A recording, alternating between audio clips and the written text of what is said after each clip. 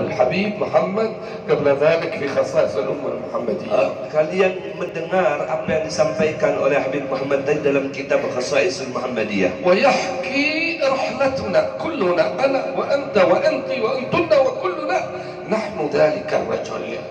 Menceritakan apa yang disampaikan tadi itu adalah berkaitan dengan kita semuanya, ana, saya, antum dan semuanya yang ada di sini di dalam cerita seseorang tadi. نسأل الله حسن الخاتمة. Allah menjadikan kita husnul khatimah. الموت آت عن قريب. Kematian akan datang dengan dekat waktunya. كل له منه نصيب. Semuanya daripada kita mempunyai kesempatan untuk من كان دان أو نسيب maka kita mudah-mudahan mendapatkan nasib yang baik. فهو مصيبة عامة. Itu merupakan musibah secara merata. دنياك مائي للمجر Dunia ini adalah bukan untuk selama-lamanya, وإنما هي للممر. melainkan hanya untuk berlalu sesaat saja. أفكر وأمئن في النظر Maka pikirkanlah, renungkanlah, ولا تكن كالسائمة. maka jangan sampai kita tertipu di dalamnya. أهلك ومالك يولون وفوقك الطين يحفون ومالك الكل يحفون فاطلب خلاصك من الله. Semuanya dari kita yang ada di sini akan ada di dalam kuburan. Setiap kita akan menggali kuburan-kuburan dan akan diletakkan di dalamnya. إذا مات ابن آدم عنده ثلاث رفقاء. Apabila seseorang tiba pada waktunya meninggal, maka semuanya akan hilang melainkan hanya tiga. ماله، Hartanya, أهله، kemudian keluarganya, عمله. dan perbuatannya. أما المال فيتخلف في البيت فلا يتبعه إلى قبره. Adapun hartanya tertinggal di rumahnya, mungkin ikut sampai ke kuburan atau sampai ke tempat parkiran, kembali lagi. ليس لك من مالك إلا ما قدمت. Tidak ada kita memiliki daripada harta tersebut melainkan apa yang sudah kita lakukan di jalan Allah. قدم لنفسك طالما أنت في هذه الدنيا فإنك تودعه في بنك الرحمن. Maka jadikanlah diri kita ketika mempunyai harta itu melakukannya sebaik mungkin untuk nanti akan dihadapkan di hadapan إن Allah. الأموات يتمنون أن يرجعوني للدنيا قال لعلي أعمل صالحا فيما تركت، وقال في الآية الأخرى فأصدق، يعني عظم الصدقة. Maka sebelum kita menyesal ketika kita mempunyai harta tidak digunakan untuk beramal soleh, setelah kita masuk ke alam barzakh kita akan berangan-angan untuk bisa kembali ke dunia, sehingga di dalam dunia itu kembali bisa beramal soleh dengan harta tersebut. كل ما أنت من معك في هذه الدنيا ولو كانت من شرقها إلى غربها تتركه في هذه الدنيا. Maka semuanya yang ada di barat ataupun di timur akan menjadi penyebab penyesalan buat kita manakala kita tidak dapat menggunakan harta itu dengan sebaik-baik mungkin. والآخر أهلك، Yang kemudian adalah keluarga, أولادك، dan anak, قرابتك. keluarga dekat kita. ممكن يتبعوك إلى الشفا القبرية. Mungkin mereka bisa mengiringi mayat tadi itu cuma sampai ke lubang لا kubur, يستطيعون أن يدخلون tidak معك، bisa masuk sampai ke dalam kubur. وأنت أحوج إليهم ما تكون في هذه اللحظات. Maka perlu kita renungkan dalam kesempatan ini. لذلك سنة أن إذا دفنا الميت أن نجلس عنده لحظات نقرأ وندعو له حتى يستأنس ماذا يقول لربه. Maka seyogianya kita bisa menyempatkan waktu untuk bisa masuk ke dalam sunnah ketika ada orang yang meninggal, sekalipun hanya sebentar kita masuk ke situ jadi bahan renungan buat kita. ولا يبقى معك إلا عمل. Tidak ada yang akan menemani kita kecuali amal baik kita. إذا هذا الذي ينبغي أن نحسنه لأنه أنيسنا في قبورنا. Melainkan inilah yang terpenting buat kita yang akan menjadikan kita bahagia di dalam kubur. إنه ليسمع خفض نعالهم، صوت النعال يسمعه.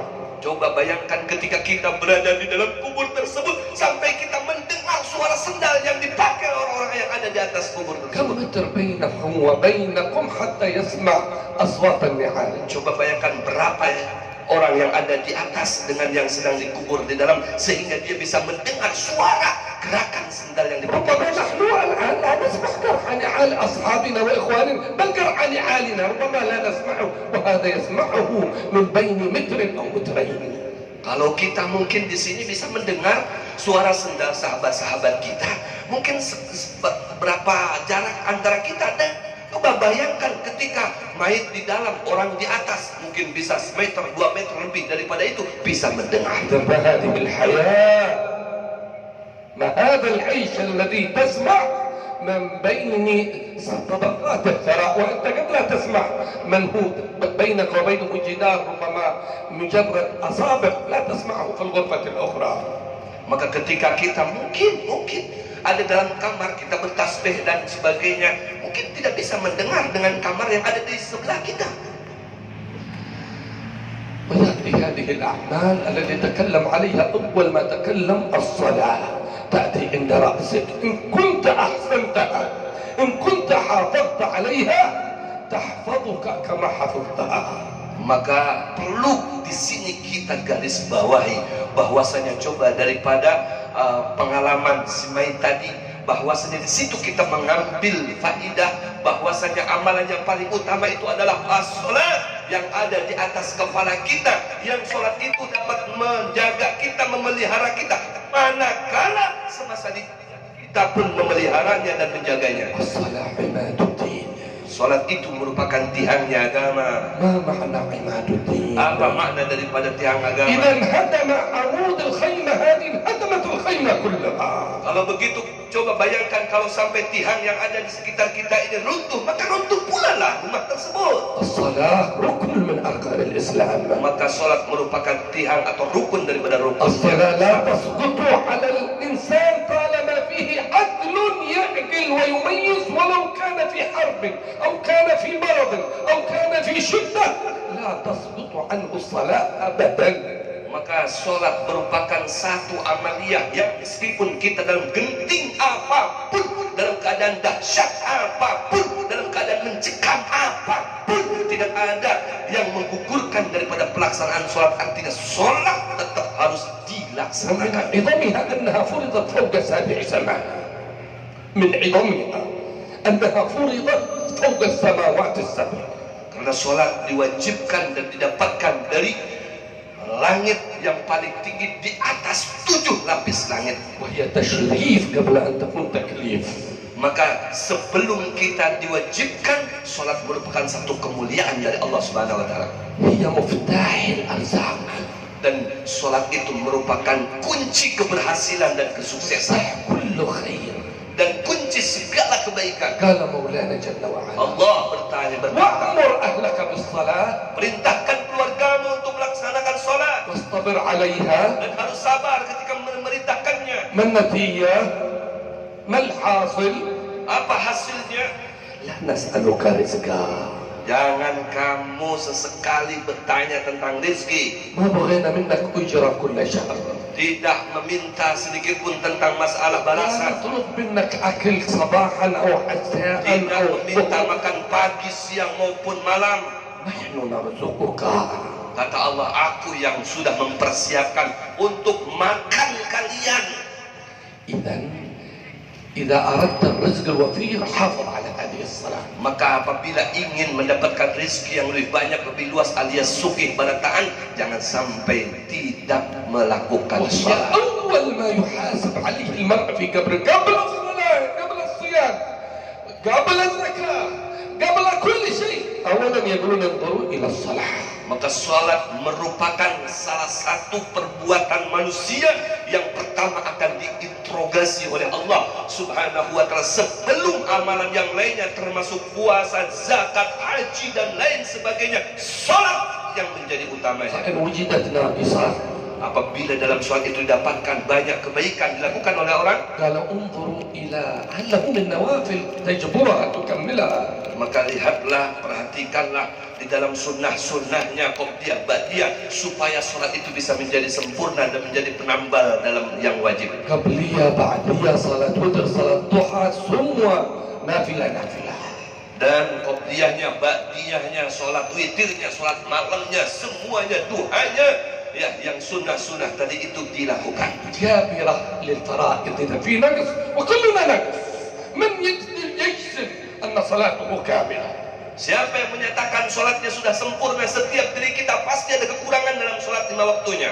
إذا وجدت كاملة قالوا سجلوا عليه فيها والحساب فيها وفيما بقي طالما الصلاة موجودة. الصلاة رأس المال، إذا رأس المال موجود قالوا سهل. عنده نقص في الصيام، عنده نقص في الأمور الأخرى، سجلوا عليه طالما أن صلاته كاملة. Apabila sholatnya baik, sholatnya sempurna, pian ketika dilihat itu umat dan malaikat, duhur, asar, maghrib, isya, subuh, baik, benar, sempurna, benar, maka ketahuilah dengan kesempurnaan sembahyang yang 5 waktu tadi itu dapat mempengaruhi dengan amalan yang lainnya, maka amalan yang lainnya itu akan diumpatkan dengan yang wajib. لكن وجدوا هذه الصلاة صلاة غير كاملة. Apabila sebaliknya didapatkan sholat itu tidak ada kesempurnaan, ما فيها خشوع، khusyuk, ما فيها حضور، tidak ada hadir di dalam, وربما فيها يعني بعض الأركان مهدومة سواء كان في وضوء أو آخر أركان الصلاة. mungkin sebahagian ketika berwudu ada yang ditinggal-tinggal atau tertinggal atau sengaja diabaikan. قال راشد إذا هو فاشل في الصلاة قالوا شددوا عليه فيها وشددوا عليه في بقية الأشياء، حتى لو كان في الصيام صلاة برسي نايح 100% في الصدقة، في الصيام، في الحج، لكنه في الصلاة صفر.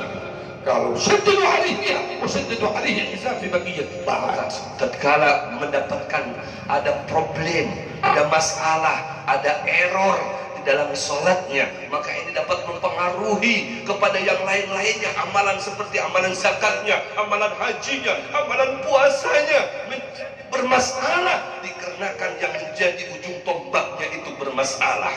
هكذا كل الأعمال هي يعني تحفظك، كل الأعمال بالنيابة.